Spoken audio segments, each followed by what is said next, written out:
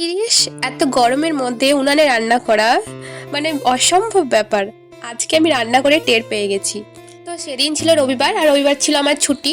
ডিউটিও ছিল না, আর টিউশন একটা ছিল, তো সকালবেলায় পড়ানো ছিল না। তো সেই জন্য আমি সকাল সকাল চলে গেছিলাম মাঠে। বহুদিন হয়ে গেল যাইনি, অনেক দিন পর গেলাম। দিয়ে দেখতে পেয়েছিলাম কিছু সবজি পেয়েছিলাম, সেগুলো তুলতে গিয়েছিলাম।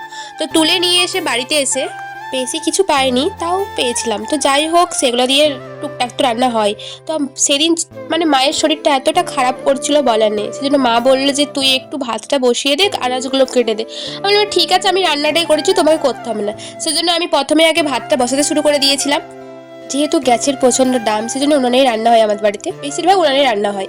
তো সেই জন্য কাঠটা প্রথমে ভাঙছিলাম, আর এত পরিমাণে গরম লাগছিল না আর বলার নেই। আর কালকে প্রচণ্ড গরম ছিল সত্যি কথা বলতে গেলে।